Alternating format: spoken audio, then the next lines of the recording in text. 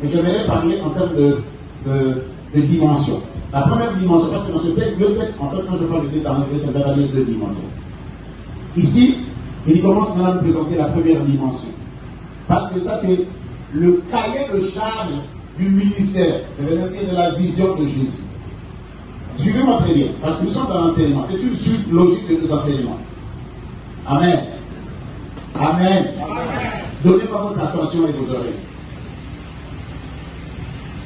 Maintenant, il déroule le livre, il le trouva dans l'endroit où il est écrit. L'Esprit du Seigneur est sur moi. Qui a écrit? C'est Esaïe qui a écrit. Suivez bien, parce que si vous ne me suivez pas depuis le début, ça vous sera difficile.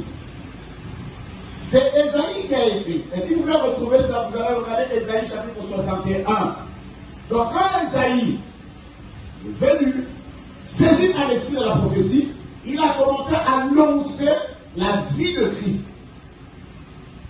600 ans avant que Jésus ne vienne sur la terre des hommes.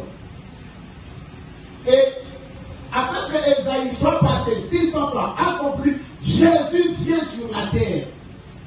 Quand Jésus vient sur la terre, 30 ans de son âge, il entre dans la synagogue. Après le baptême de Jean-Baptiste. Suivez bien, les amis.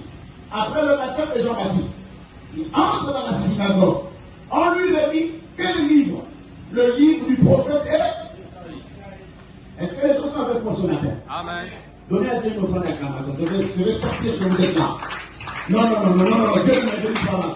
Si vraiment tu es sauvé, Dieu ne mérite pas ça. Si vraiment par la grâce de Dieu, Dieu ne mérite pas ça. Si vraiment par l'esprit de Dieu, Dieu ne mérite pas ça. Si je déclenche l'onction pour se parler ce matin. Très bien. Quand il rentre dans la synagogue, on lui remet le livre. Mais comme Jésus avait l'esprit de prophète, il a reçu l'orientation qu'un prophète est venu avant lui et a annoncé sa vie. C'est alors que lorsque Jésus vient pour accomplir la prophétie, my God, il prend le livre, pas n'importe lequel, celui d'Isaïe, le plus grand prophète de ce temps.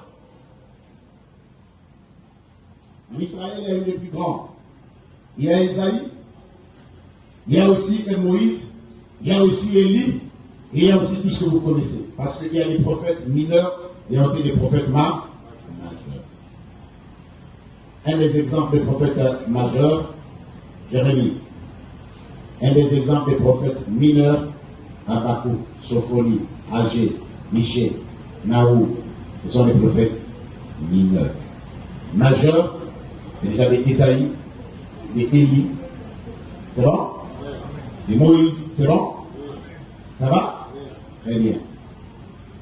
Et donc, Jésus arrive, il prend le même texte. Je dis, Jésus, mais pourquoi tu ne regardes pas le chapitre 10? Pourquoi tu ne peux pas lire le chapitre 15? Pourquoi tu ne peux pas lire le chapitre 20 de Jésus? Il me dit, non. Je vais lire ce qui est en rapport avec mon sujet pour que je puisse